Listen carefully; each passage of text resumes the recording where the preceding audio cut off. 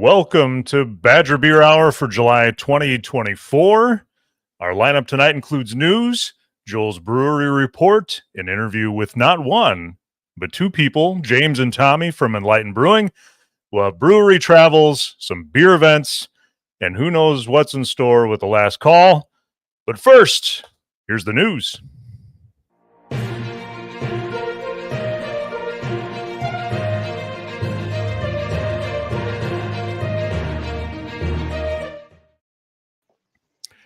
Hey, Chris. Hi, Landon. How are you? I am dandy. How are you? Dandy. Wow, Dandy. nobody says dandy anymore when you ask that. That's right. Nice. That is I'm a happy word for that you. does not get used very often. Yeah. Yeah. So we've got some news, but not much of it apparently, huh? It's a little light this month, I think. A little Considering light. we had an extra week because of the RNC, I kind of would have expected a little bit, maybe 20 to 25% more news, possibly. Alas. Yeah. Alas, we're gonna start off with some bad news because that's pretty much all the beer news that we get anymore. Well, yeah. Yeah. It's a closing. Last week, our Noggin Brewing Company in Kenosha, which I actually went looking for the explanation of why they are called R Noggin, R apostrophe Noggin, and couldn't find it. But yeah, they are closing. They announced it on the Facebook, and I kind of like this approach. They said they didn't say exactly when they were gonna, hang it up, and although they mentioned an anniversary party in the fall, it seemed like they were going to do that, and last year's was in mid-November, so maybe we're looking at that kind of timeline. I like this because as soon as anything, as soon as that you can't do anything anymore, everybody wants to do it. Right. And I think who knows, maybe they can kind of, and let me just say this, here's the key passage from this post that they put up on Facebook. We are currently exploring options for our future, but do not have any solidified plans that we can share now. Regardless of what next steps may or may not be for our Noggin Brewing, we can look back on these 8 years and smile, the friendships that were made, the people that we met, the impacts that we had, and all the memories that we will cherish mean the world to us. So it sounds like they're maybe trying to find a new, maybe smaller location or something like that. Sure. In any case, this brewery opened in 2016, and it was opened by homebrewing brothers Kevin and Jeff Brindleman. And I have not been to our Noggin, but the aesthetic from like the website and their I think they were at a festival that I was at in Milwaukee once, maybe, or something. I don't know, but it's a weird aesthetic. Like their logo has like a skull and a bow tie and like a top hat, like almost like a Mad Hatter type situation, and like a lot of their imagery and the kind of decor in the tap room are in that kind of pulp comic book aesthetic kind of thing. Yeah, It's interesting. I never really heard a lot about these guys, but obviously wish them the best, and who knows, maybe it's not the end of this chapter for them. Well, let's hope not. It's a tough industry to be in right now, for sure. Yeah. Moving on, we'll talk about the U.S. Open. We're not talking about golf or tennis. No. We're talking about beer. This is the U.S. Open Beer Championship, which bills itself very modestly as one of the top 3 beer competitions in the USA. Oh, not even going. I mean, obviously GABF and the what's their other the GABF competition, and then there's another one that's run by the same organization, the Brewers Association. That I think obviously it's getting out of the way, those two. But hey, we got some things to talk about, and at least it's interesting, Yeah. It does say that it's based out of Oxford, Ohio, and they say that they judge more beer styles than any other competition in the world. So that's something. Okay. To the point, here are the Wisconsin winners. Yeah. Under Brett Beer, Wisconsin had a gold winner in Sazawaka, I'm guessing Riwaka and Saz hops in that one, from 1840 Brewing in Milwaukee. Okay. Yeah, friend of show. Yeah. In the milkshake IPA category, They've got a milkshake IPA category, so that kind of tells you how they get to the most beer styles. Right. We have a silver award winner in Pineapple Comet from Mosinee Brewing Company up near Wausau. Okay. In German wheat beer, we have a silver for Milwaukee's Lakefront Brewery with their My Turn AJ beer, which I think was that a spring release or maybe over winter. Yeah, that one, I think that one's been a while ago. I don't think I Yeah. had that one though. But yeah. All right. So that was a silver. Another silver for in the barrel aged Brett/Wild category. There's a category you don't always see. Yeah. Wrath of Kong from, get this, Flicks Brew House in Madison. This is the I believe it's a chain of craft breweries in theaters. And I gotta, boy, you gotta feel for it's kind of a, I mean, we don't want to talk too much about the industry being down, but it's a challenging time right now. And that's kind of a double hit. That's tough business times two. Right. But congrats to them for Wrath of Kong. And then we had a couple bronzes. One was in chili pepper beer from the Explorium here in the Milwaukee area, BA Chocolate Chili, which sounds actually pretty good. And then in a non-beer category, well, I think it's non-beer.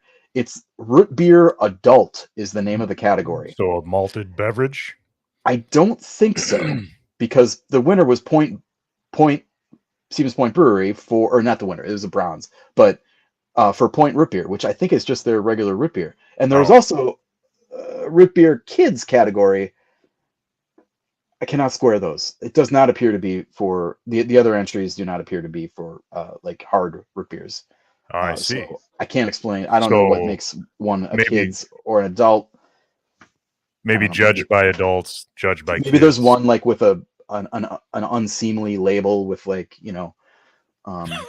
like butts or something on it. I don't know. I can't say. I can't say. But those are the winners in the U.S. From Wisconsin in the U.S. Open Beer Championship. Very good. It is one of the majors. It's one of the majors. One of the three majors. U.S. beer circuit. Yeah. Beer competition. One of the top three majors. You're gonna get a Grand Slam for. Yeah. I mean, 1840's got to go for it. They got to go for the Grand Slam. Right. Let's talk about Three Sheeps coming to Milwaukee. Yeah, I mean, this is a cool story because I've always thought of Three Sheeps as kind of like an honorary Milwaukee brewery. Really good brewery, about an hour away in Sheboygan, but Milwaukee is their biggest market, and their beer is very good, and you can find it in a lot of places in Milwaukee. They've always had good sales staff here, and continue to. So hats off to them. But they're opening a tap room, and it's a tap room that's already here. It's the Hacienda / Door County Brewing tap room, which opened on North Avenue here in Milwaukee on the east side in 2019. A lot of East Siders will know that as the former BBC bar location. And so they're kind of, the way that this place was set up is they had a bar with two sides, and then there's dual taps coming out of each side. So, and what they had with Hacienda, I believe, was maybe some of those were used on the other side, but a lot of them were mirrored. So they had all this extra tap capacity that they kind of weren't really using. So, Hacienda or Door County Brewing, Hacienda is a brand of Door County Brewing, that they launched, I think, right around the time that this tap room launched, in 2019. They Three Sheeps produces almost all of Door County and Hacienda's beer now. Hacienda was brought into the fold on a contract or alt prop or something basis earlier this. I think it was in February. So that's an existing relationship, and I think they've been making Door County beers for quite some time. So there's an existing relationship, and I'm guessing that Grant Pauly has been looking at Milwaukee for a while and kind of thinking about how to pull, in talking about it. Grant was very careful to not like to, this is dicey because you're basically opening competition with your customers, Right. in Right. having a space. So I think he was real cautious about, listen, we have our beers on tap in, I think he said something like 50 accounts within like a mile or 2 miles or something of this brewery, and we want people to or this tap room, and we want people to still go there. So, get them. We don't want our customers to suffer from this. But I think Yeah. what the agenda is that that gives them a chance to have another location for special releases. Gives them another outlet for those really, like, dude, Three Sheeps has a ton of bangers on pretty much all the time at their tap room. So I think it gives Yeah. them kind of another way to get those wolf variants and all their kind of barrel aged stuff. It's there for the up there for their anniversary party in May, June, I don't know, sometime recently. And I mean, they've got like 500 barrels with beer in them aging. I mean, Wow. it's a huge barrel age program, and a lot of that stuff, I mean, they don't really miss with that stuff. I mean, you can, there's different levels of sweetness and adjuncts and all that Sure. stuff that you might be looking for or not, but they've got kind of something for everyone. It's a brewery I appreciate a lot. So, having an outlet for those kinds of sales and pick up, 6 packs to go and exclusive, taproom exclusive bottles and stuff like that. That was definitely, and I think just being a citizen in this market a little bit more in this market that they're already kind of very present in, I think was a factor too. So, Yeah. yeah, that's the Cool. I feel like I kind of just scooted through that one because I did some reporting on it. But any questions on that? I don't know. What did I miss? I think I got the gist of it. Okay, great, great. They're sharing a tap room with Hacienda and Yes. Oh, and it's going to be trying to called make the best of it. it's open now, and it's called the triple tipple would be funny. Triple tap room and kitchen. Okay. So, and So a play Hacienda off and of Door County are still there. Door County, Hacienda, right. and Three Sheeps being the triple. Very good. Okay. There you go. Okay. All right. Well, normally we don't like to get too controversial, but Never. let's We never do that. let's No. let's talk about politics, huh? And Yeah. spotted cow and politics.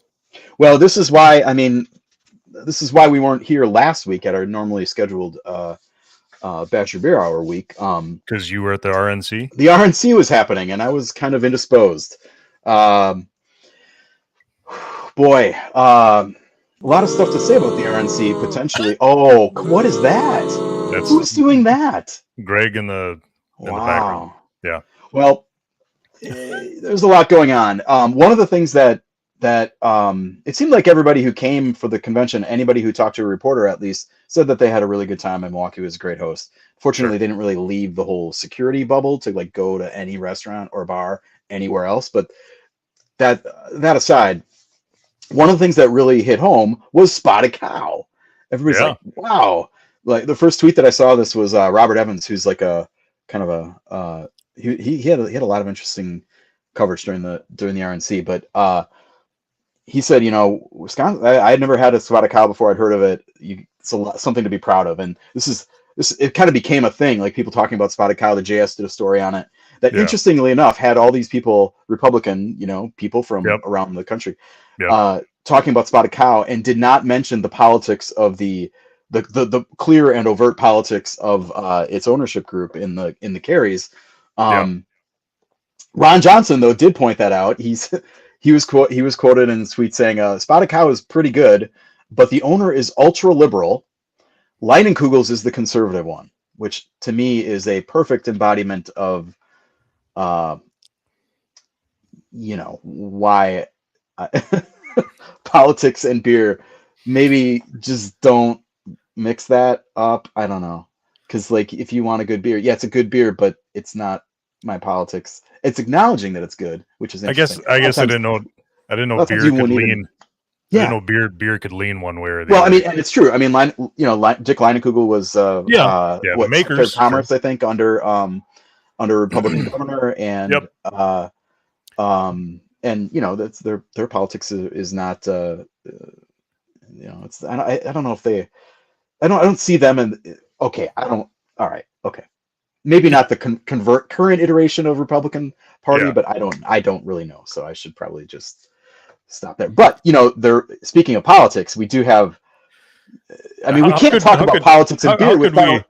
How could we I go a know. month without talking about Minocqua? Oh Because boy, that's what we got to do. can you believe that they're going to do a Kamala Harris? Kamala. Oh my No, God, I did it. I thought They're he doing did one. another Kamala Harris beer. Yeah. Oh, Yeah. So another they're one. working on that. Yeah. I'm assuming this one's going to have coconut in it. I don't know.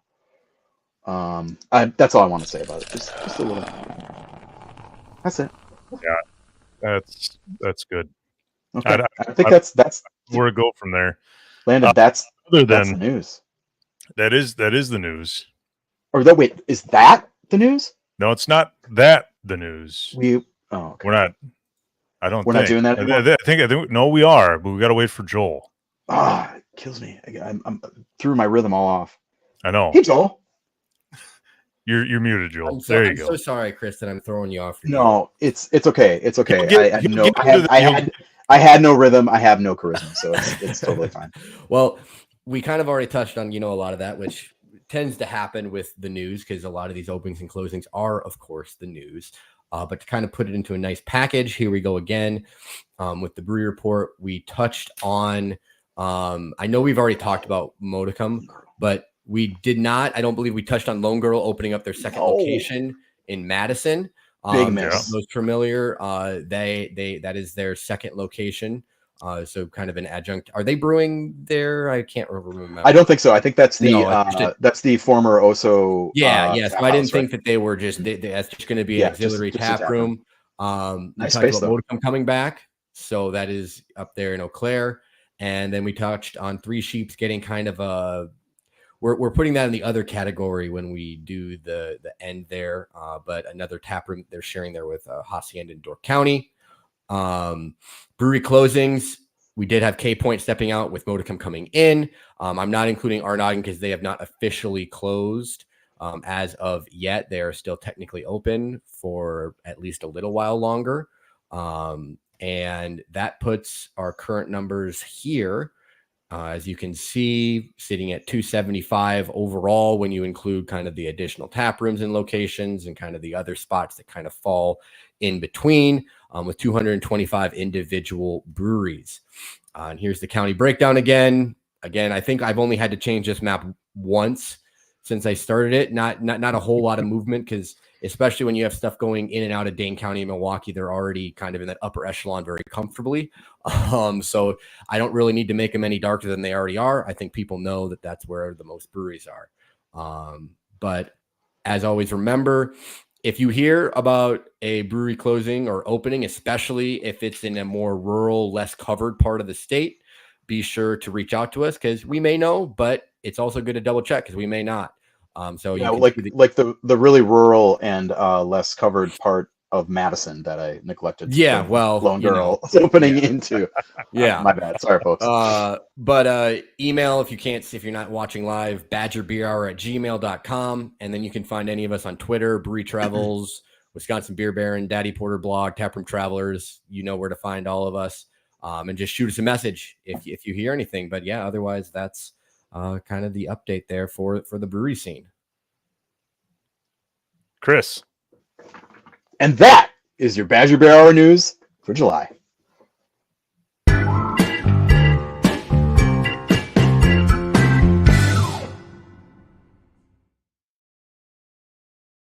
Hello, everybody. Welcome to the interview segment. And I'm excited tonight to be talking to not one, but two brewery meisters, owners, co-founders of Enlightened Beer. We have James and Tommy. Guys, there they are. Hi. Okay, I'd like you guys to kind of introduce yourselves to the audience. Tell us a little bit about Enlightened, and it's kind of the quick version of its backstory and how it came to be. Right on. Well, my name's Tommy, co-founder of Enlightened Brewing Company. We've been around since 2013. So believe it or not, we're the 4th oldest continually operating brewery in the city of Milwaukee. And that goes behind, your Miller, Sprecher. It's not a perfect metric, but we say it. Yeah, because the big boom in Milwaukee was in 2016, 2017. Yeah, when that's right. Third Space City, Good City, so many. So yeah, you guys were out in front of that. And we were small. We started out in a 500 square foot closet in the Lincoln warehouse, and basically took a home brewery and got it commercially viable, certified. Got the permits and everything. And don't be crazy, Tommy. Viable is a variable term. Usable, I'm passable. James, I will also point out I'm James of Enlightened Brewing Company, co-owner of the 4th oldest continuing operating production brewery. Okay, tell me what is the continually operating? Sounds like it's fine print for somebody that I'm not thinking of that stopped for a little bit. Is it? In fairness, I put that stamp on it because I think through COVID, a lot of people shut down their production facilities, especially the smaller ones. And so I'll always say, well, if you hit the pause button, or you moved locations, or you did this sort of thing, then it's fine. But realistically, we're not far out of 5 or 6 if we're going just the timestamp of when you started. So, but a lot of those folks that had that timestamp before us are now either on different projects or have moved out of Milwaukee City proper or the county in general. So I think it holds water. Mm-hmm. Yeah. Fact, it's worth. I mean, you want to, but I think it holds water. Like we don't have a trophy for it, or we're not. We'll have to cash or anything. we'll have to get over to the Milwaukee Makers makerspace and get you guys a trophy for 4th oldest continuously operating. We do this bike race every year with Gathering Place. Awesome friend Joe Yato in River West there. And just to give you an idea of what our budget is for certain events and things, the trophy we got is a secondhand boxing trophy. So whatever brewery wins the I'm going to correct you there, Tommy. I'm sorry. Okay, go ahead. Correct you. That's an original print trophy. It cost us $11, and it's a boxing trophy. And when I went to the place on Old World 3rd, the guy said, do you want anything printed on the plaque? And I said, yeah, the Great Milwaukee Brewery Bike Race. And he looked at me like I was an insane human being because it's a boxer on top of the trophy. So, budget was $11. It's been passed back and forth between our good buddy Joe and Gathering Place a handful of times. I think we have it, right, Tommy? We've got it. Oh, yeah, we do. Hell yeah. 2-3 years in a row now, champs.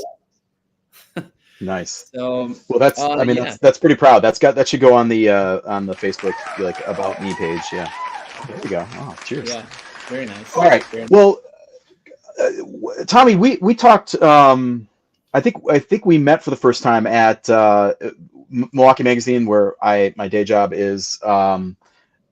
We had a couple events at Enlightened this spring and summer with related to the Top Chef. We had a couple watch parties there, and it was a lovely time.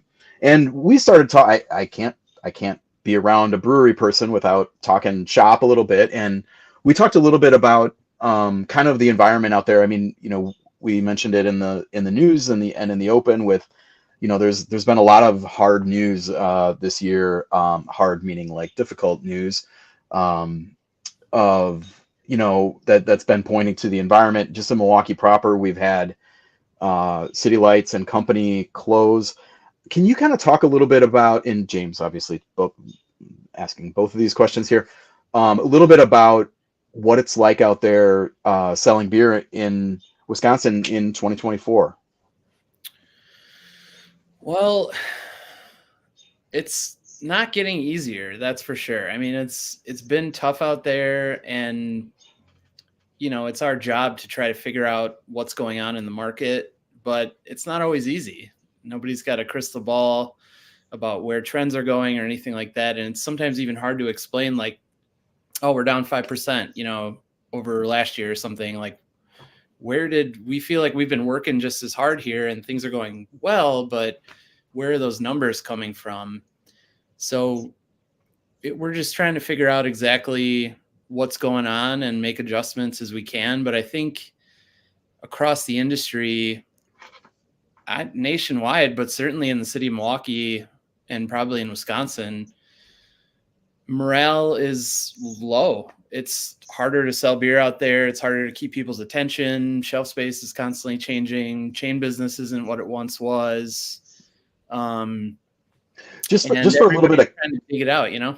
Just for a little bit of context, what can you talk about your distribution, your kind of your balance between, like, say, tap room, kind of what kind of like type of brewery you are, and how that plays into what's working and what's a little bit more of a challenge right now. Yeah, it's kind of fun. I mean, it's fun out there to see what models different breweries have. You got your very small tap room only or tap room focused. Maybe they don't even package their beer type of neighborhood brewery, all the way up to large scale production breweries that do contract brewing, and maybe they don't even have a tap room. They just focus on production and co-packing and that kind of thing. We're in the middle of that. We have a decent sized production brewery and a pretty big tap room. The capacity is 280 people. So we can, as you know, throw some pretty big events in there. Mm-hmm. And I'll just say for everybody listening and watching, if you've been to Milwaukee and haven't gone to Enlightened, you're missing out. It's a really cool space, and there's a lot of you guys have a lot of like programming and stuff. Like Milmeg was kind of a part of that for a couple nights, but there's always interesting stuff, trivia, and like just kind of off, like different types of events than I think you'd often see at a lot of tap rooms. We're really trying to get trivia off the ground. So for those folks that have nothing to do on Thursday, please come on down and play. Our friend Robbie is one of the most hilarious trivia masters there is, and you're going to have a good time no matter what. Nice. But I just want to jump in on the production side real quick, because I know this might be more of a sales and market conversation, and my insight is more on the nuts and bolts of the stainless steel. But it's been really fun to see us take our brand from a very core thing that was never hot, as they say, the kids say, hot, and still find some success. And I think there's still some wiggle room within the market. I think there's some breweries that do a lot of flash in the pan, chasing some trend stuff, and that's a model that works. That's something that people intend to do and do well. For us, it's always been, what can we do to the best of our ability, and what can we continue to do to the best of our ability? And I think that's going to see certain breweries through. I'm not saying that we're going to be the one that sees it through. The writing's on the wall for a lot of breweries, and we might not be the one that makes it through. But, does Cream City Bricks make it? Maybe, maybe not. Right. Does Fantasy Factory make it? Maybe, maybe not. Who knows? That's in the eye of the consumer at the end of the day. So yeah, and I will say something like a bit of a testimonial to how much more difficult things are than they were maybe in, like, we didn't start at this point, but like 2010 or before that, and then going into 2016, there was a time where if you were a brewery and your liquid was good, you were going to be successful. And there were a lot fewer pieces that you had to think about and program and plug in. And these days, to keep the tap room humming along and to keep sales going in the market, everything takes a bit more extra effort. And you got to try to keep people's attention, find reasons for them to come to the tap room and stay, because they're not just going to come because you make beer. There's a lot more breweries. That's part of it. The trends, what people are drinking, I mean, maybe that's a factor. But it takes time to make beer. You can take a look at what's selling in the market, and by the time you get around to developing a recipe, getting the packaging done, design, marketing, all that stuff, you might have missed that wave. Right. Well, and I get the sense that Enlightened is not exactly a chasing trends kind of brewery. I mean, James, you kind of alluded to this, like get in your wheelhouse and. Chris, sorry, I'm going to interrupt you. I've been preaching that good word for a long time to my boy Tommy. Ever since I met him. Well, I mean, is this a discussion internally about what we? Okay, well, can you kind of talk through the different? Because I was not expecting this, to be honest. I mean, because just from the outside, Enlightened's beer tends to be, to me, simpler, more traditional, simpler. Not in but like you're not going to win a silver for a milkshake pineapple IPA, right? I mean, it's beer flavored beer we make. Yeah. Yes, beer flavored beer, and but what are the tensions within that? Hopefully, I'm glad. You guys are not in the same building. It looks like, so there won't be any jumping into the other screen. Yeah, no fist fights or anything. But I've had a couple beers now. Let's air it out. Yeah. I watched CNN. They had conservatives and liberals on the panel after Joe Biden talked. Going back to your RNC thing that you did earlier. So Tommy, let's do it. Let's what role should I play? So I mean, just like we can cover the broad strokes. It's yin and yang. There was a time when I first met James and I was making beer. I was homebrewing, trying to get it going as Enlightened Brewing Company. I mean, most professional brewers would laugh out loud at the recipes that I had and I don't know, just the wacky ideas and thinking about then scaling that up. Come on, Tommy, I didn't laugh out loud. I just told you let's do it differently. I had like 6 to 8 different malts in there for no good reason at all. And hop schedules that were just like, throwing darts. I mean, it was crazy. So I recognize that. Now being in the position that we're in, it's more, I don't know. I look at it from less of a beer enthusiast angle and more of a business angle. And obviously, like any business, they have a lot of goals, but primary goal is to make money. If you don't, you're not going to be in business. So obviously, like I want to try to capitalize on what's popular and what people are buying out there. And I'll give James, credit, whatever. I recognize that, I've learned that it's not possible always to just quick turn something. It can be really expensive to make beers that are on trend. And like I said, you might miss the opportunity. So, I mean, we do talk about it all the time. How can we make this happen? How can we play in that sandbox while staying true to what we do, what we want to do, and still making a business out of it?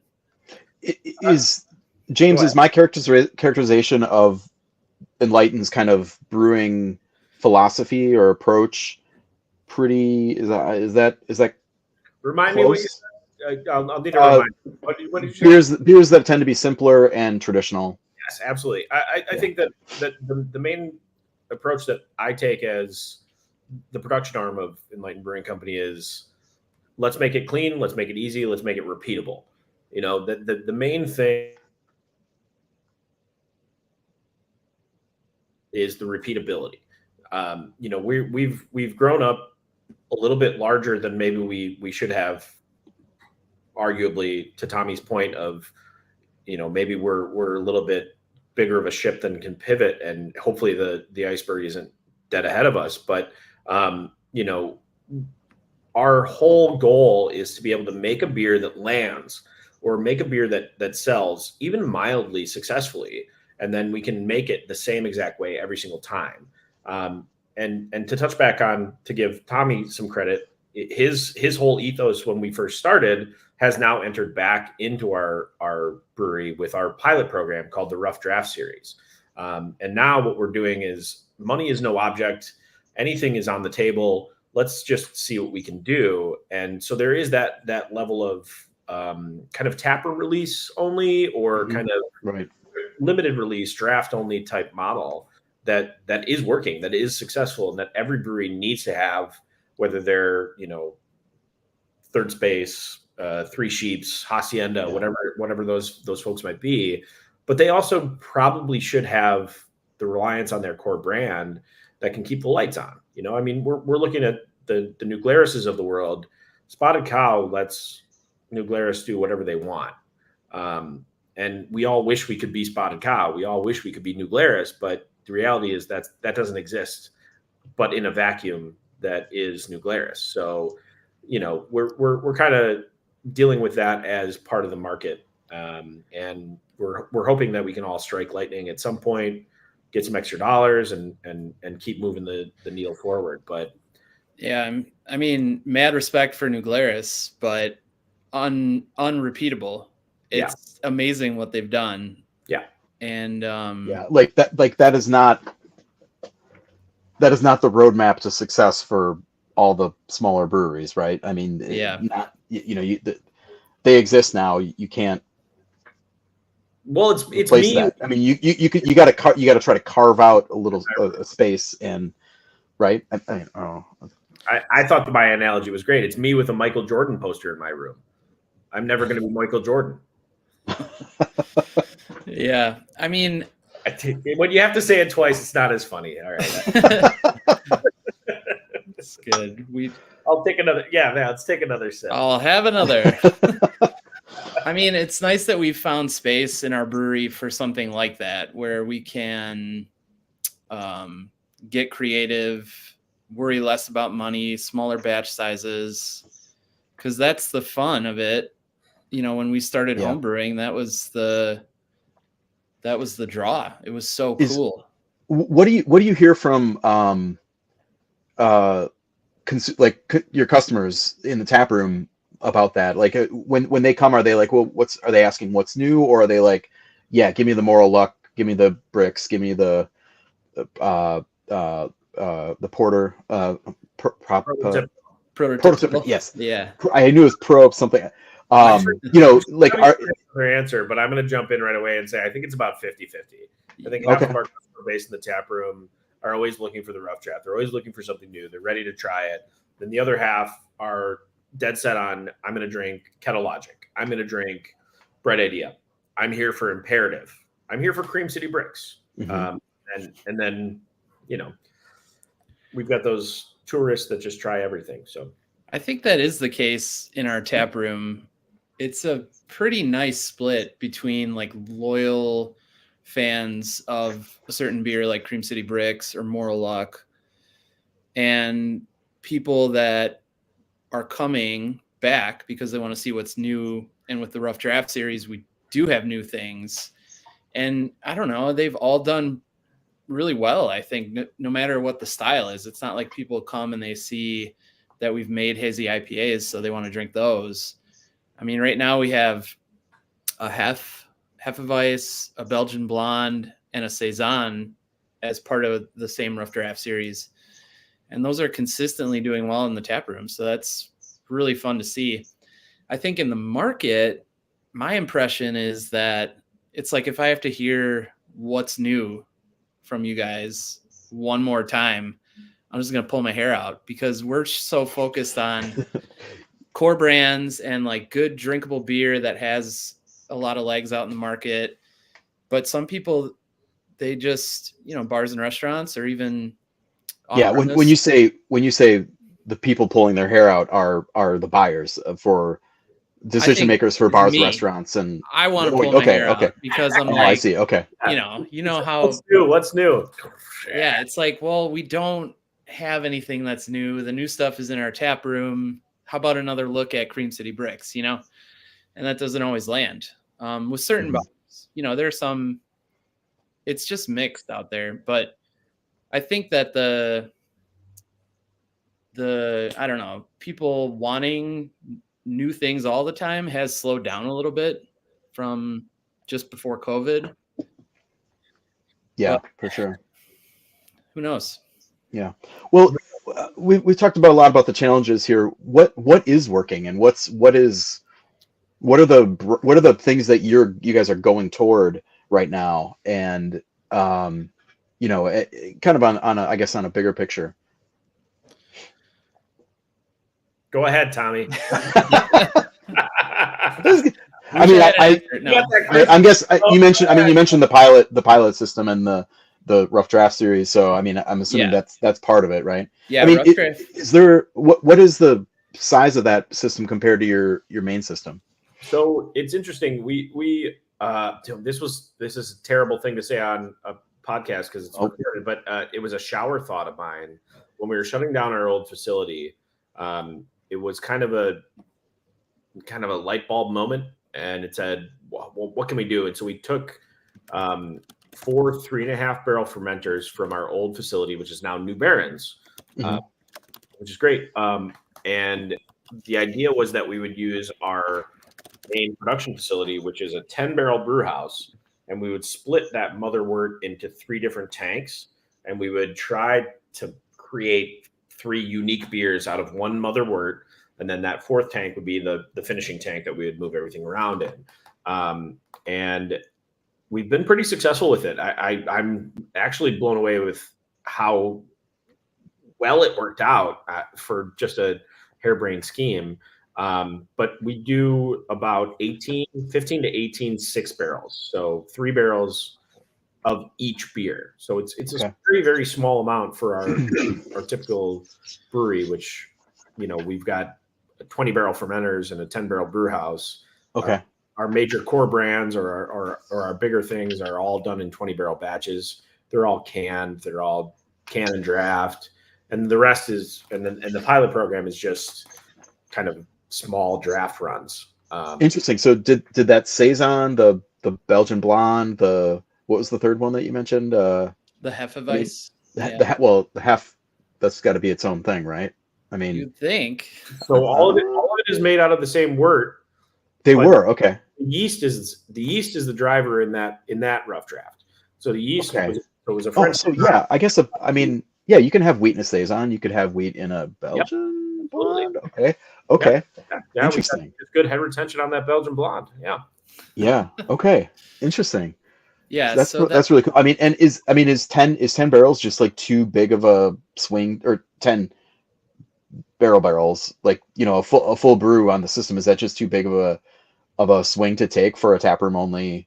I mean, that's 20 kegs. That's, it ties up a lot of draft. It definitely ties up a lot of our cooperage, but also it ties up a full 20 barrel tank. So we don't have any 10 barrel tanks. We don't have any bright tanks. All uni tanks. So every single fermenter is a primary fermentation vessel and a finishing tank. Okay. So if we tie up 10 barrels, we're going to tie up a lot of our cooperage in just one beer, and we're going to just tie up that 20 barrel tank for a long period of time, maybe longer than we need to. So the smaller tanks, the pilot tanks are pretty successful. If something goes particularly well, like if we have a hazy IPA that sells through the roof more than the other ones in that series, then there's no reason why we wouldn't throw a 10 barrel batch of it together. But we probably want to couple that with packaging, and that we have to make the decision on, what does the packaging look like? How long does that take? There's a lot of variables that go into play with our kind of more factory-based style of production brewing than just our rough draft series pilot brewing. So yeah, that's, without having a dedicated like pilots, like a small brew house, like a mini brew house or something, that makes it really tough to kind of But that being said, since we do it on the 10 barrel brew house that we normally operate with, it's extremely easy to scale up any of the beers that we do to a 20 barrel batch or a 10 barrel batch. Just do a double. You're just basically doing a double batch on a full. Yeah. There's no different calculations for a different brew house to a larger brew house. So that makes it a lot easier. Right. So that is working in the tap room, and that's been really fun to see. And it's allowed us to keep doing it, which is awesome. Some of the programming we've been doing in the tap room is fun, and it also has been working. Our cribbage nights are great. Even just birthday parties, weddings, the big space that we have, watch parties, that's been really fun and like a dream come true for the tap room. It's just really cool to see. Out in the market, that's the question I'm always asking when I'm out. I'm like, what is what are people buying? What's working for you guys? What's Mhm. selling right now? And part of the reason I think beer is down, everybody's like struggling a little bit more than they have been, is because people seem to be drinking a little bit less. And when they are drinking, they're drinking less beer. I hear a lot about high noon being super popular, your hard iced teas, your ready to drink cocktails. That stuff seems to be having a moment. And then also the macroeconomic forces are affecting all of us. So it seems like economy brands, if you want to call them that, the cheap stuff is doing okay or better than a lot of us. Like Modelo is just going gangbusters right now. Mhm. Like, in fact, I I saw- saw a statistic that, really good. yeah, I mean, right. I drink it. Yeah. The yeah, import beer right now as a category is way up, and it's pretty much all because of Modelo. Yeah. So that's a factor. I saw I think it was just today or yesterday, I saw that, was it Mick Ultra passed Bud Light into number 2 behind Oh, boy. Modelo as the number, as far as like the best selling beer. I think it's in the United States. God Usually I help us. check my sources a little bit more before I say stuff like this on the air, but yeah, I mean it's the top of the beer world is just a totally different thing than what we talk about on the show, and I'm sure what you guys are dealing with. But I mean, of course, it's affecting you in a much more direct way. So, all right, well, what's coming up for Enlightened? What do you guys? Is something exciting in the tanks that's coming out soon that you're excited to have put in front of people? What big events? What's going on? Couple things. I think broadly, we've developed this lager program over the last year or two that has been awesome, really fun. That's what I'm drinking right now, is a Moral Luck German Pilsner. Really nice beer, yeah.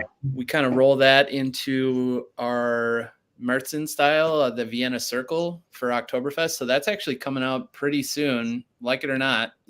They're released earlier and earlier every year. I don't Hey, at least you waited till July or August instead you. of June. So yeah, so that's coming out, Vienna Circle. It's really awesome. We tweaked it a little bit this year, the recipe, and it's just better and better. It's tasting really good. And then the lager that we do at the end of the year is called Cosmic Nihilism, which is a Czech dark lager. Super fun to have that. And then once a month, we're releasing Rough Draft Series beers. So it's always like a hazy here and there, and then some Belgian stuff, maybe some strong stuff. We're doing Milwaukee Brew Fest this year for the first time in like 7 years. I don't know. It's been a while. Yeah, we fell off the fest list and we're back on it a little bit. that's the one on the lakefront, right? Yeah. I just want to give a quick shout out to the lager program, to our brewer Tyler. He was the one that really developed that for us, and he's been crushing it on the recipes. I want to say that I could take credit for all those, but I have nothing to do with them. I just help him make them. So Tyler Killips Well is done, James. doing a very good job in the lager side of our world. So Nice. Yeah, and then just more. Thanks. But that's really good. The effects are. Just You never know when that stuff's going to come in. Production the booing was value, really off-putting. very- I was not ready for that. Yeah, sure. This is some high ABV production. yeah. Yeah, so and lots of events in the tap room always. If you guys want to book any private events, semi-private, birthday parties, whatever, check out our tap room. It's a really good option. Can confirm. All right, James, Tommy, thanks so much for coming by on Badger Beer Hour, and best of luck. And I'll see you down at the tap room pretty soon. Pleasure We'll see speaking there. with you. All right. Later.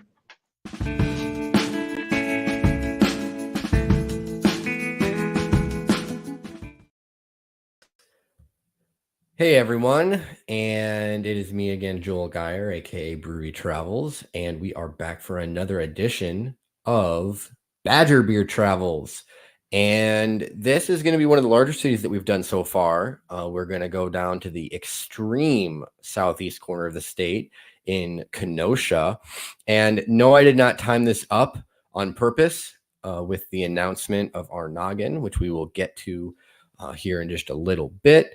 It's just the way it worked out. But first things first, just a little bit of background in Kenosha. It's about 100,000 people. Many of you know, if you're from the southeast part of the state, it's less than an hour to get there from Milwaukee. right on the border there pretty much with Illinois. Washington Park, which I found this when I was doing a little bit of research. I found this to be kind of a fun little fact. The country's oldest operating velodrome, which is for the bicycling, which I thought is quite something. I know they also, if you have kids and you're going down there, they got the Dinosaur Discovery Museum, the beaches and everything, because they are right down there on the lake. So plenty to do besides beer, but of course we are here to talk about the beer. And so getting started, as always, with a little bit of the lay of the land to talk about, there are 4 breweries currently in Kenosha. It sounds like it's possible that we may be getting down to 3. But Rustic Road and Public Craft, you can see there, are both located downtown. Kenosha Brewing located a little bit to the southwest, and our Noggin is located right along the highway. For any folks that are driving from Milwaukee to Chicago, or just driving to Chicago in general from most parts of the state, you most likely have driven directly by our Noggin and can see the brewery right there along the highway. But we will start downtown at Rustic Road because they are also the oldest brewery by 3 months. I was reading an article, apparently it's a little tongue-in-cheek because Public came around just 3 months after that. But the name was inspired by Wisconsin's Rustic Roads program, which I did a little Googling on because I was not familiar with this. But the Rustic Roads program was created over 45 years ago to provide hikers, bicyclists, motorists an opportunity to leisurely travel through the state's scenic countryside. And there are now over 126 designated rustic roads covering over 760 miles across 61 cities. I think that is, an interesting little tidbit because I certainly was not aware of it.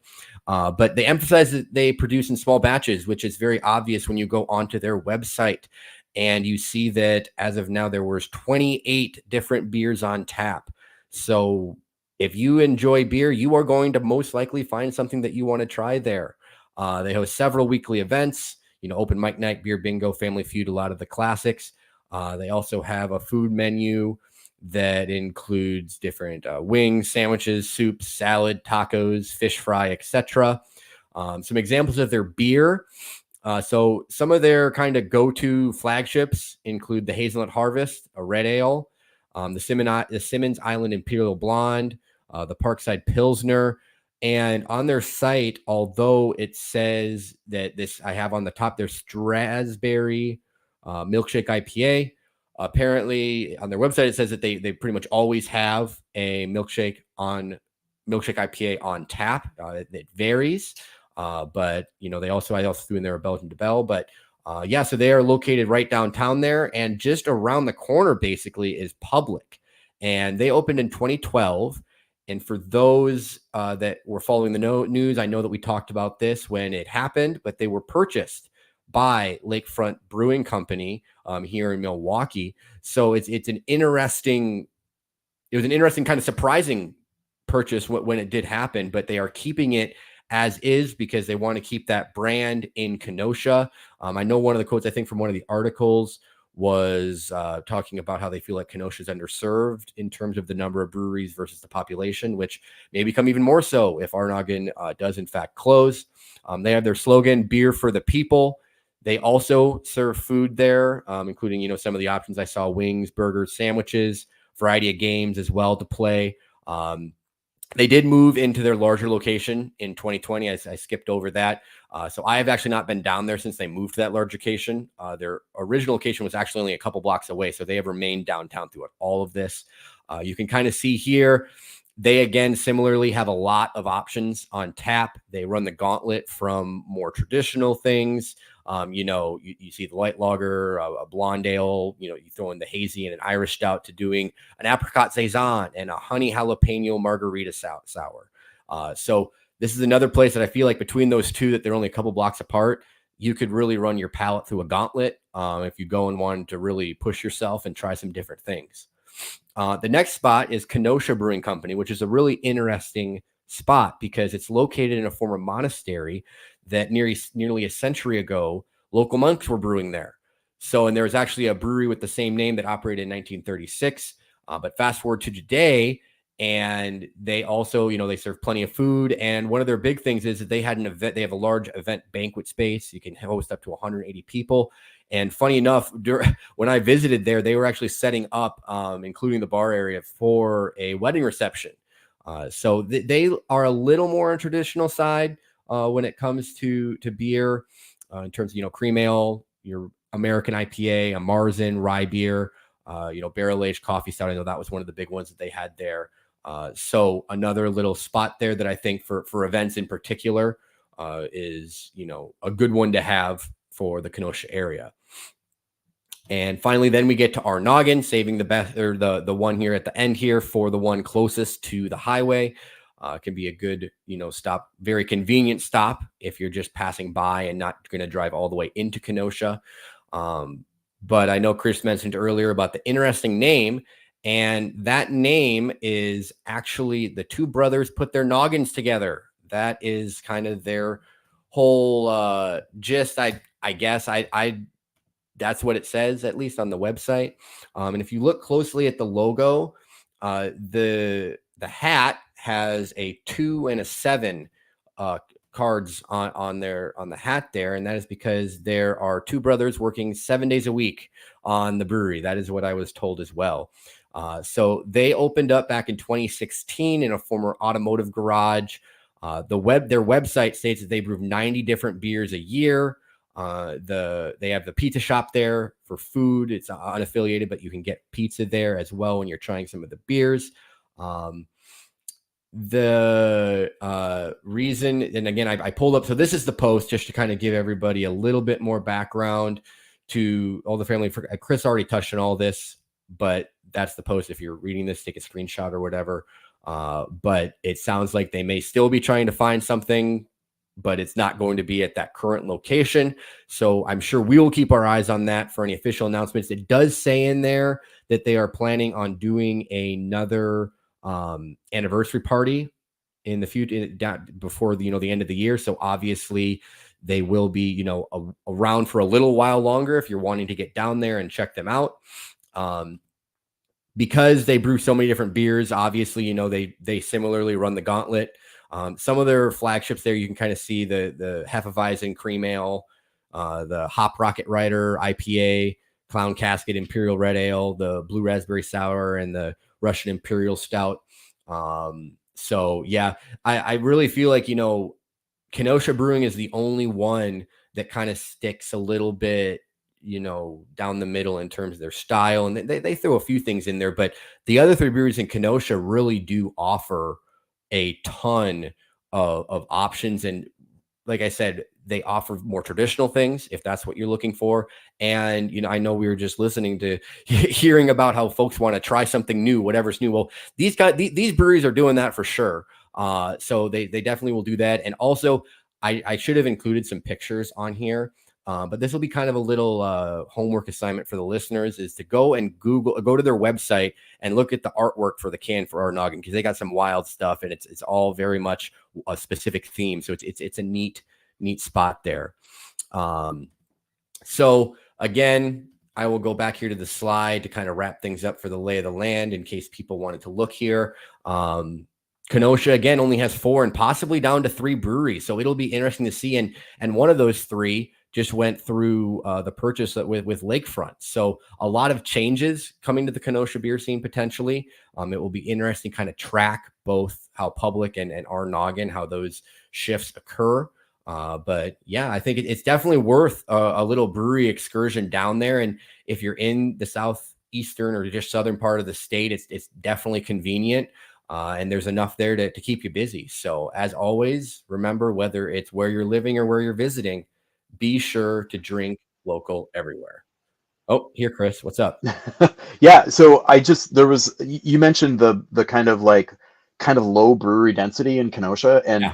That was actually a reason that Russ Klisch spoke with the writer I mean, he said, and this is obviously even before, with our noggin, still in the picture, which is unclear at this point, but he said, this is a big market, and Public is kind of the leader in this market as far as local beer goes. And we saw a really good opportunity, and I think, we already saw that they invested in a new branding, which is not reflected here, but which is, but that's fine. But I'm not sure how public that is yet. But I think it'll be interesting to see what Lakefront can do with this market. Yeah. With public, the public brand, and they've got maybe have a little bit more leverage on distributors and the accounts and everything. So we'll see. Yeah, Sorry, well, I mean, and just like talking about that whole southeastern part of Wisconsin, I mean, when you look at Racine, even there's only the one brewery there now, and you have to go over to Burlington's got the pair. And I know at one point, Kings and Convicts was supposed to build that huge facility, and that never happened. So that area, you really almost like once you start dipping into Illinois, there's a little more action with breweries, but that is definitely an area where if you're just looking purely at the population standpoint, that's arguably the one area in the state that has the most room for growth when you're looking at it from that standpoint. Yeah, totally agree. Okay, thanks. Yeah, awesome. And Greg, yeah, we can. I said I can say the line again, but it's whether it's where you're living or where you're visiting, be sure to drink local everywhere, folks.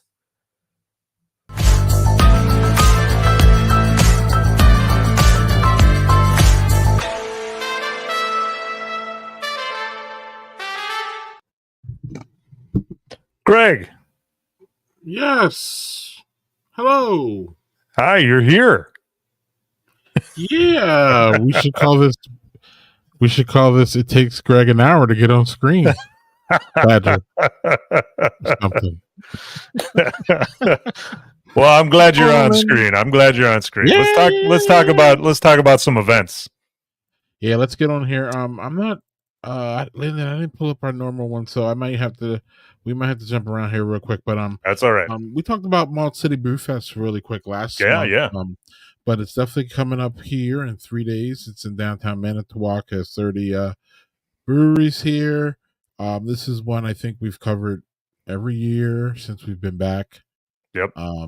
So it might be sold out. Y'all are gonna have to get details on that. But I believe the weekend is talking about being nice to us everywhere. So I think so. Yeah, for the most part. Yeah, that's good. So we have these are kind of leftover from yesterday, Linda, so they're probably not on our last month. But Milwaukee Brew Fest is also this Saturday. This is the part of summer where there's 6 things during one day, right? And you just have to almost if you're a beer person looking for something to do, you're gonna almost have to flip like a 6-sided coin or something. But Milwaukee Brew Fest is another classic beer fest that's been going on forever. Y'all are going to need to check those deets on the website for sure, because I'm not sure where they're at as far as tickets go. So right, ran through those real quick. Working draft, y'all. I don't know why this one's August. I guess we're into August already. Yeah, we're almost in August, sadly. Yeah, working draft check. Czech Festival. Chris is excited about this one. I'm not sure if he's going or not, but you'll know on the social media. But working draft flows the lagers, Landon. Yeah. So I love the Czech style lagers. Yeah, and I know you've I wouldn't say ranting and raving about it, but I know you like them. I do. Yeah. Sometimes they're not so great to pour, like when you're pouring it, when you're working behind the bar, but drinking them is fun. Yeah, those side pulls are great. So yeah, Lyndon, are you familiar with the Czech milk pour? I am. Yeah. You wanna tell us about that a little bit? So the way those Luker faucets work is if you just crack it open just a little bit, it's letting just foam out. Foam that is beer, not our typical foam that is the head, the airy type head that you would see on a normal beer, but these side pulls are letting out beer that's coming out as foam. So, and it's light and milky, really. So they'll give you a little pour about this big and it'll all be milk, and you just shoot it. I mean, sometimes you can get a full glass of a milk pour. I've done that. You can shoot the entire thing, but that's, you toast and you toss it back. Very nice. So it looks like a 2-day event here, and then it looks like Friday is when they're going to do that milk pour. I guess it takes longer, and y'all have to be patient. So yeah, it takes forever to pour those. Yeah. Okay. So that's why they're giving everybody a warning. Yeah. But that's a nice, happy hour Friday kind of thing. And then it looks like our friend Clint, will be having a little bit of a conversation about beer pours and Czech style beer on 2 p.m. on Saturday for you Czech style beer geek people who can't get enough of them, like Landon. So yeah, this looks like a fun time. Yeah. Hopefully I can scoot over there. Really, really good. So that's cool. Next we have this one. I don't know if you want to talk about this one though. Yeah, Das Fest, which translates to the fest. Yeah. Friday, August 2nd to Sunday, August 4th. So 3 days at the Bavarian Beer House down in Glendale. You get in for free. They'll have all sorts of stuff, I guess. Stein holding contests, corgi, dachshund races, individual races, corgis and dachshunds. Glass blowing. If you're not into beer, you can have wine. Of course, they'll have beer and all the German food that you could possibly eat. It sounded like they'll have some German vendors, games, all that kind of stuff. So basically, an Oktoberfest celebration in August. So, yeah. Yeah, you know how that goes. We'll leave that. But great place, great stop, all that 100%. things, all the German things. Y'all love it. Never heard of this one, but man, look at it. It's a whole weekend too. So that's gonna be fun. Right. So then we have next we have the same weekend again, y'all. Y'all just gonna have to pick same city. Right. It's wild. Mobcrest Weird Beer Fest. Yeah, Weird Fest. Tell us a little bit about that. Yeah, Henry's doing some great stuff with Mobcraft, of course, still. So that's great. They're celebrating their 11th anniversary. So we know that before they moved down to Milwaukee, they were in Madison. So they've been 8 years now in Milwaukee. Respectfully, before you go further, I just want to talk a little bit about Mobcraft. Yeah. And when I say respectfully, it's because about what I'm about to say is probably not going to be the nicest sounding thing. Sure. But if of all the breweries that I've came up with, Lyndon, around here, I would have never guessed that Mobcraft would be still kicking it hard. It appears, and just because of the model, I was always afraid of that model where they let their fans, I think they got away from it a little bit, but I still think they do that actually. But the core used to be the fans pick the beers and we make the beers. Right. And I used to be like, well, I don't really trust the fans that much. So y'all want people like me making your, raspberry lemonade, raisin bran beer. Y'all, is that what y'all, you know what I mean? But Mobcraft has, man, they've really done well. So this is one of their biggest events of the year, right? Yeah. I believe. Yeah, I think so. So I think they're moving it to a different location this year, or no. Or no. It's at the tap room. My bad. Yeah. But it's Weird Fest, so they make it's funny because they make weird beers. That's pretty much been their whole thing. So I'm sorry if I interrupted you, but no, you're fine, man. So wear your weird costumes. They're gonna have high flying Mondo Lucha wrestling, live music, food, belly dancers, face painters, vendors, and then all over the weird beers. So and this year they're going to have Mermaid Echo, a real life swimming mermaid. So there you go. Yeah. We've seen real life mermaids in Montana, but never in Milwaukee. So That'll be different. So here's just a small taste of, I guess maybe it's all of their beer releases. They're going to have a Bloody Mary brunch, a spicy Bloody Mary inspired beer, Baja Buds, lemon lime Weiss with blue raspberry, 5 pepper amber. It's got garden hot peppers made in an amber beer, funky pebbles, sour ale with the flavors of fruity pebbles. Yep. Okay. And their 11-year anniversary barrel aged crush smoothie style. Okay. I don't know That about one a sounds the best, actually. smoothie barrel aged. Yeah. That actually sounds like the best one I've heard. The rest of them, I don't know. Baja Of Buds. course, I would try them. I would try them. So. If you're gonna go, you may as well. Oh, right. So, Yeah. here's some of the shenanigans that they have: belly dancing. There you go. Yeah. Wrestling. More belly dancing. More wrestling. Ooh, dad strength. Okay. So this is happening all day. This sounds fun. It really does sound fun. And a mermaid. Yeah, and then they have this little thing where you can book your reservation at the world's smallest island party.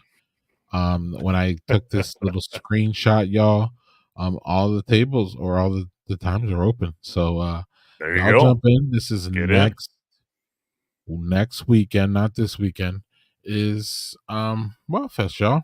It's Weird Fest. Sorry. Weird Fest. Weird Block Fest. party. 11 to 7:30, August 2nd. Or I'm sorry, August 3rd. Yeah. So that should be a hoot. If and if you don't like weird things and you're an IPA drinker, same weekend, Saturday, August 3rd, 2 to 5, Third Space Brewing is doing the 8th annual Wisconsin IPA Fest. So they'll have IPAs from 40 plus breweries from around the state, hundreds of beers to sample, food trucks, DJ, and a bunch of other fun things along the way. There's VIP tickets, general admission tickets. VIP, I think, is $85 if they're still around. $55 for general admission. You get a bunch of stuff included, all that good stuff. Designated driver tickets if you get a designated driver, which, of course, we always recommend that you do. Yeah, IPAs, if those are your thing. IPA yeah, and Fest. it says we'll announce which brewery will take home the title of Wisconsin's best IPA as voted on by experts. I think one of the experts is someone that we know. Yeah. Near and dear to us. I believe he did one of these shows live from IPA Fest 1 year. Yeah. That's why they should put the quotes near the experts is what I'm saying. But maybe. I'm just trying to nitpick here. Sorry, my bad. No. He ain't on the screen, so we can poke fun at him all we want. Yeah. We can run him down, and we don't have to say anything, right? But Chris does say that this is one of his favorite. I have heard him say that this is one of his favorite beer events. Yeah.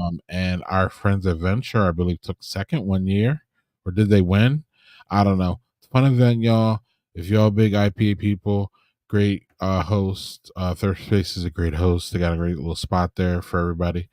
This is a fun event. So for all you IPA hopheads, jump in. So without further ado, we have the Great Taste of the Midwest, one of the biggest, if not the baddest, beer event in this bitch we call Wisconsin. But before we get to the Great Taste, it's Great Taste Eve, y'all. It's become a tradition for many to visiting breweries to partner with local establishments to showcase their beers. So even if you missed out on Great Taste tickets, if you did, call me. I can tell you how to navigate this, but you'll still be able to find many opportunities. It's almost like Christmas Eve down here in Landon. Yeah. Everybody goes out the night before. Why would you go out the night before the Great Taste? Because there's just so much, people are out and about. There's different, beer. I couldn't put them all here, y'all. The different events. So you'll have to go to greattaste.org, the Great Taste Eve. If you're in town for it, you have to go out and you have to do something.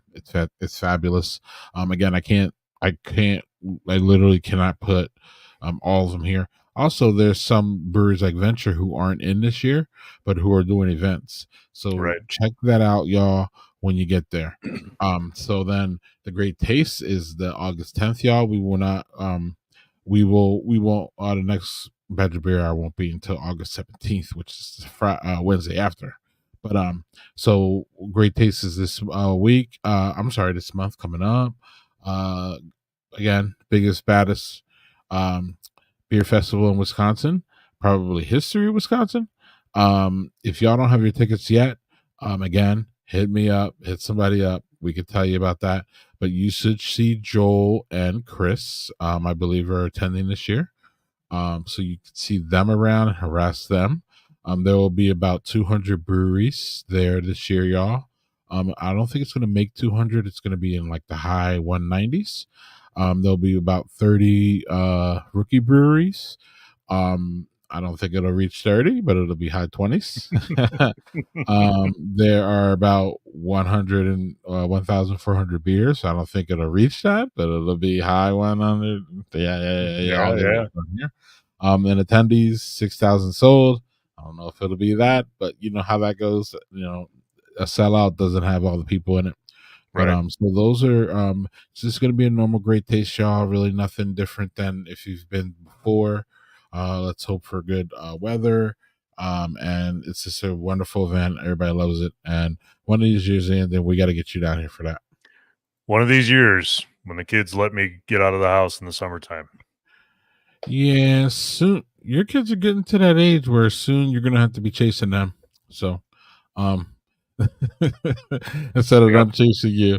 But the Great Taste has one of the best locations ever for a beer festival. This is where I took this picture in 16, 17.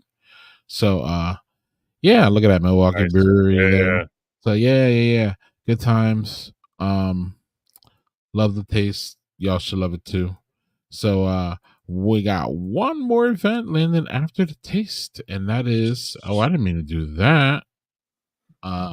Wisconsin Donut and Beer Festival. I believe this is the first of it. I believe so. Yeah. So, happening Saturday, August 17th. Yeah. I'm sorry. You go. Yeah, 1 to 6. We've talked about Wisconsin Brewing Company Park before. So that's where the Dock Hounds play. That's where they have that little brewery in the stadium, which is kind of cool. So the whole donut and beer festival will be there. If you like donuts and beer, who doesn't like donuts and beer?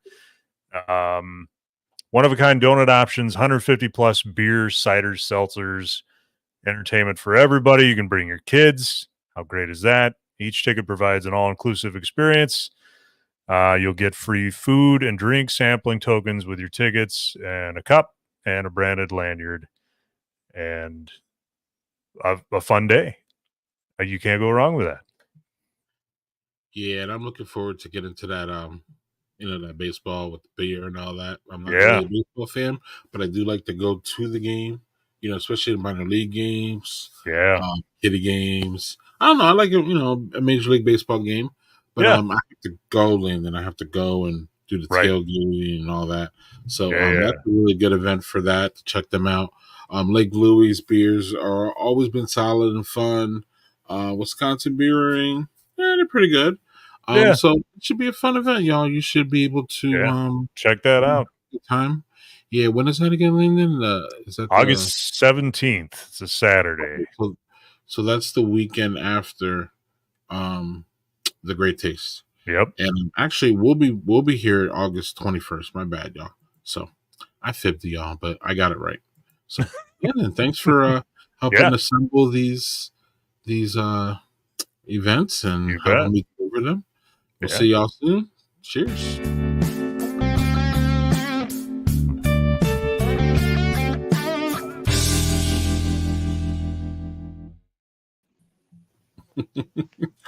Well, we'll leave that side conversation about Mobcraft and the side conversation over there.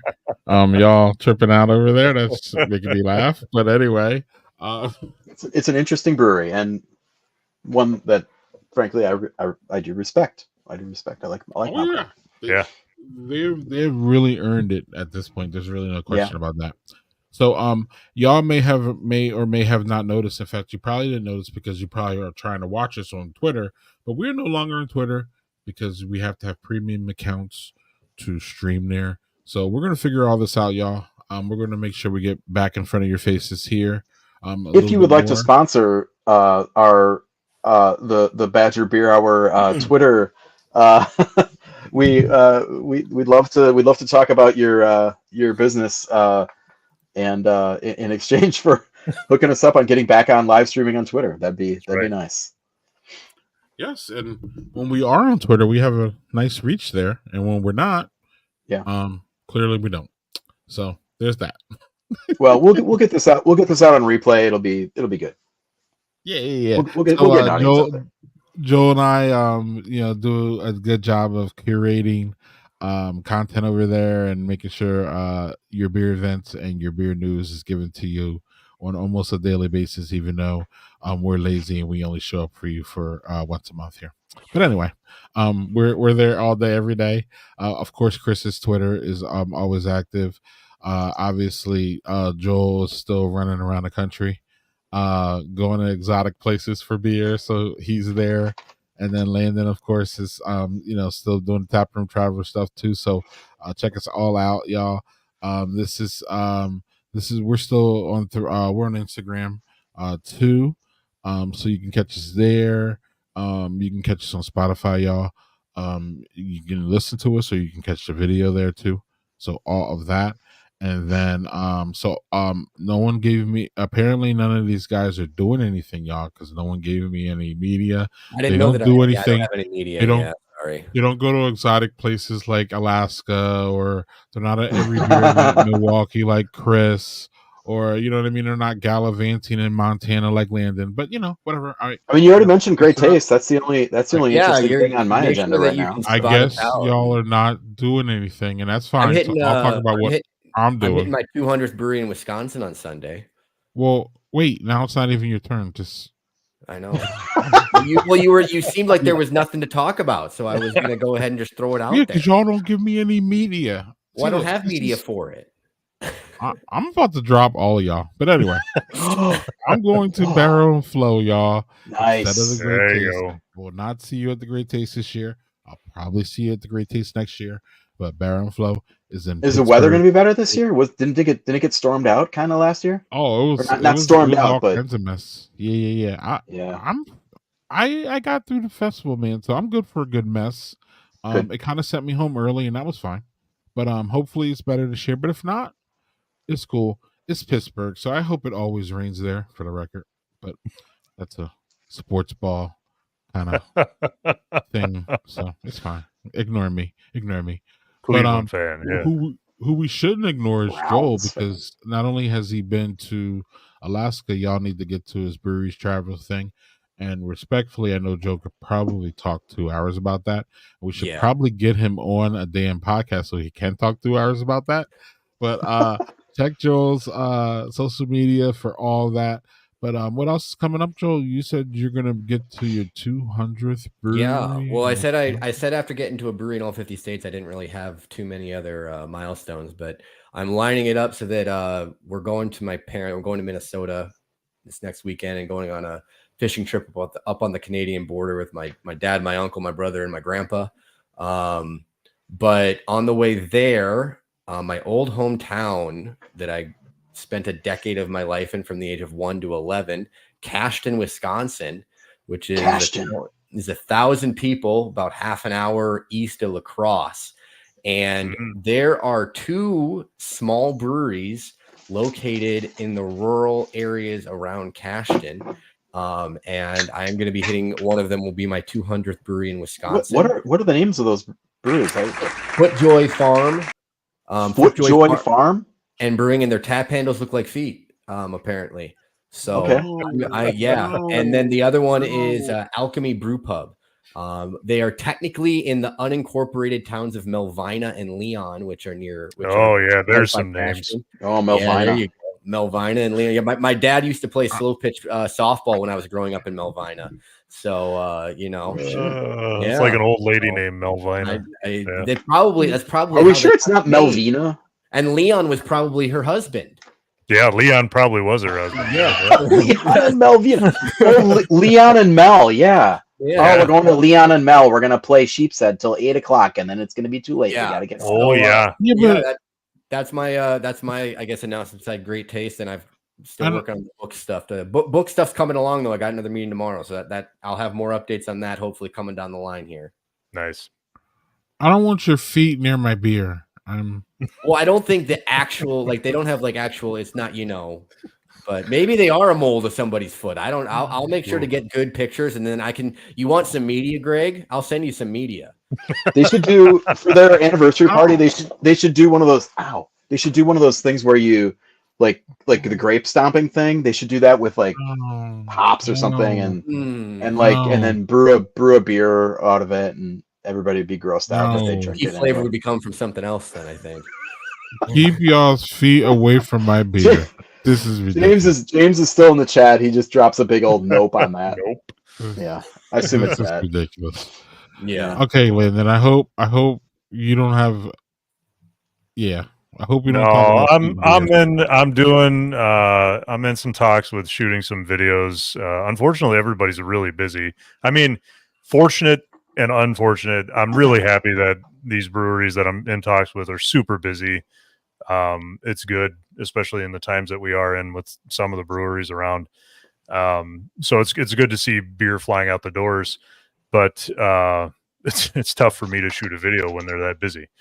Other than that, just once a week behind the bar at Lazy Monk. So if you're in town on a Monday, Tuesday, or a Thursday, you might see me behind the bar. Excellent.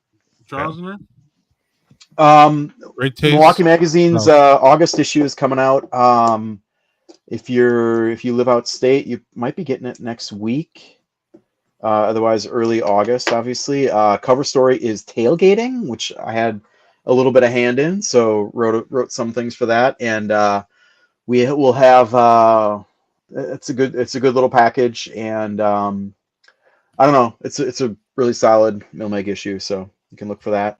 Otherwise, see y'all at the Great Taste. If you see me, say hello. I might be in Tangier for the Dylan fans out there, but no, really, come say hi. Just I love talking to. If you sit through an hour and 27 minutes of this, I want to hear about it and understand why you're so broken, why your brain is so broken. No, not really. But I mean, no, I just want to appreciate you and you know what? At the Great Taste, I'll even buy you a beer. What a guy. Get it? No, I got it. Yeah, what a guy. What a guy. And on that note, Joel, Chris, y'all have a great time at the here's the feet. Here's the feet for you, Greg. Oh boy, yeah. those are really feet. Ooh, holy crap. You gotta wonder if this is like a foot fetish situation, right? I don't know. I don't know if I should ask or not. He's like pulling that handle every day. He's like, gotta 30 times a day. Yeah. So they're definitely going to be in the running for my awards at the end of the year for most interesting tap handles. Yeah. Wow. Are they is there five? Are there 5 toes on that? We can't really see. Well, it looks like the nails are painted too. Or some kind of alien. Wow. That jewels on the nails. I gotta find out. I gotta find out more. Or maybe I don't. Some of y'all are enjoying this too much. That's all I got. I'm not naming any names. I'm just gonna leave it like that. And, Quentin Tarantino. Oh, this was awkward. What an awkward way to end the Badger Beer Hour. Almost as awkward as Chris showing his underwear at one time. Remember that, Landon?